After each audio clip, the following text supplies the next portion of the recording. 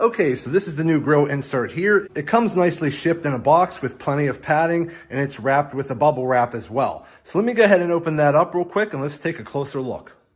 Okay, so now that we got the grill out of the box, this is what it looks like. So as you can see, it looks a lot different, looks very rugged. Through the middle, there are actually LED lights that are pre-installed that you just have to wire up.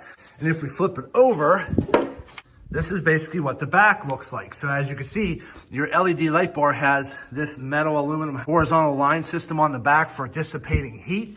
It already has your pre-wire out, ready to go. It's already bolted down. So let me go ahead and take a closer look at how to take the factory grill off, and we'll see how to get this one installed. So I'll be right back in a minute. Okay, so far so good. So at first, you're going to want to take your top cover off here, which is sitting right here. It's held together with little pressure clips like this. So as long as you have a little tool like this to pop out the plastic pressure clips, you'll be good to go. Then you're going to want to take this portion off as well, which is going to be held together with two pressure clips, one here and one over here, but with a few more bolts, which you're going to need some type of socket to take off, which are just smaller bolts that look like this. Okay, so you're going to want to take those out, and then that whole panel will pop off. So top panel, the secondary top panel, and then you'll have access to these bolts right here across the top. Okay, so the next thing you need to do in order to get this front grill off, remove the 4 bolts across the top that we just talked about, but then we have to take off this side skirt panel here. And in order to take that off, we have to come over here. So depending on which side you're working on, this is the passenger side, you want to tilt your wheel in to give you some access room here. Just take out the couple bolts right here along the edge to release your wheel well liner a little bit. You don't have to take them all out, just the first few, so you can kind of push your wheel well liner out of the way, because there's going to be a bolt right there, right where my finger is. I just took it out right here. It's a 10mm bolt, so you could go ahead and just reach up there with a wrench, take that 10mm bolt out. Once you have that bolt removed, then you can either take a screwdriver and wedge it up here, basically between this metal bracket here and that piece right there, kind of wedge it, or you could try to use your hands and pop it off, because the rest of this is pretty much all pressure clips. So let me go ahead and do that, and I'll be right back. Okay, so I went ahead and got the panel off. Now again, on this side right here, there's a hole right here, which was being held in by this pressure clip right here. Okay, so again, if you just get your screwdriver in there, you can pry up a little bit, and that releases that pressure clip from this point right here. And then there's pressure clips here, here, and then basically all along the front. So as long as you're gentle pulling it off, once you get over to here, okay, there's some pressure clips here and here, but these back ones here are a little bit more snug. They look like that. So again, you just got to get your screwdriver in there and wedge it out, but you can take this whole panel off. Okay, so that's that panel right there. Now, I have to do the same thing on the driver's side, but once you do that, you'll have to come down here and remove a couple of these bolts, this one, and this one. And once you do that on both sides, you should be able to completely remove the grill. So let me keep doing that, and I'll be right back. Okay, and then once you take those 3 bolts out on the bottom where I showed you on both sides, so there's going to be 3 bolts over here, 3 bolts over there. As long as you took the 4 bolts off the top, the whole grill insert comes right off. And I have it sitting right over here. This is basically what it looks like here.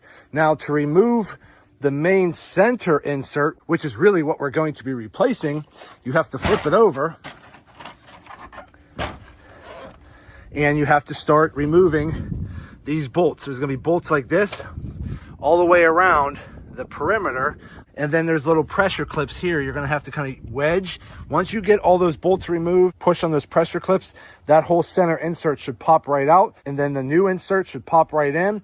Bolt it all down. We'll wire up our lights and get it all put back together. So let me keep working on this, and I'll be right back.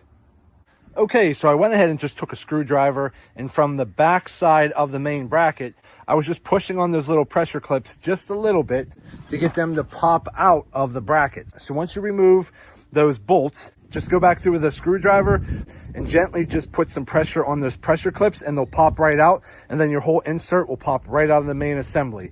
Now we have to take the new grill, set it into position, bolt everything back down. So let me start doing that, and I'll be right back.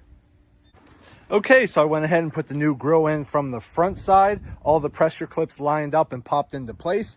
I went back through and put all of my bolts back into position. So let's flip it over.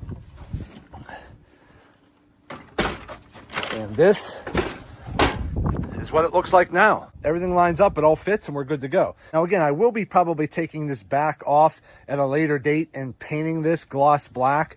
But for today, I just wanted to get it mounted, get the lights hooked up, and see how everything fits and works. And if everything looks good and works, I'll go ahead and take the grill back out, have it painted, and then put it back in so that the gloss black matches the rest of the truck.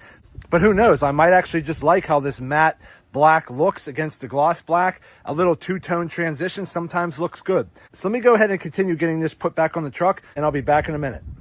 So after I got everything put back together, I went ahead and I took my wire up under the back over here. I pretty much just tucked it up over here and just fed it through over to here where I can get access. And then I just took my lid off my fuse box for now and tapped into the fuse box. Now at this particular time, I don't have any more mini fuse taps, and I'll put a picture over here what I mean. I don't have any more of them right now, but I will be ordering some. But for today, I just went ahead and added a inline fuse to my power wire here. And I just looked on the back over here, and I was looking for some type of running fuse that was a low voltage. So I ended up finding this fuse on top, which I don't know if you can see right there. It says F35. It's for a wake up. So I figured I'd give that one a shot. So it's this one right here. I just pretty much took my wire, tapped it in, and shoved the fuse back in.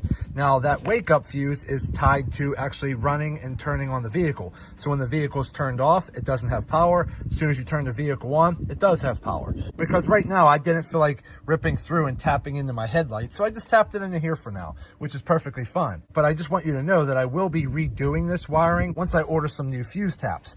And then I took the ground, wrapped it over here, and I just tapped it in over here to the ground of the battery. So again, right now, this is just a temporary wiring fix. Once I order some new fittings, I will be redoing this a little bit and adding some wire loom. But for today's purpose, I just wanted to show you how I wired the LED lights in to make them work. Okay, so we went ahead and we got the new grill insert installed, and I gotta say, I actually really like it. It has a really nice, aggressive look to it, which is what I was going for on this truck, because the stock grill just looked a little too classy in my opinion. I wanted something to look a little bit more rugged, and that's what this grill delivers on. I mean, if you take a close look at it, it has a really nice aggressive look and looks really cool. Again, installation was really not that hard. You just have to take apart a few pieces to get the main grill insert out so that you can put the new insert in and then remount everything. But as you can see, everything lines up, everything fits, everything works, and we are good to go. Now, as far as the LED lights go, there are multiple ways you can hook up the lights. The quick and easy way, which is what I did, which is take the ground wire and I grounded it straight to the negative terminal of the battery. And then I took the positive wire and tapped it into the fuse panel to an auxiliary fuse that only turns on when you turn on the truck. Now you can always choose to tap it into your headlights. You can either hardwire a switch inside the cab so that you can manually turn the lights on and off, which is something I might still do myself. But let's go ahead and turn the truck on and see how they look.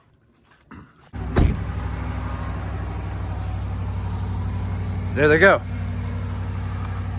So that's what the new grill insert looks like with the LEDs lit up inside. They look really cool. I like how the white LEDs of this grill matches the white LEDs of the headlights and the LEDs around the headlights on this 2021 Ram 1500. I think it looks great, and overall, I'm pretty impressed. So my overall impressions of this grill insert, I definitely give it a thumbs up and give it a go.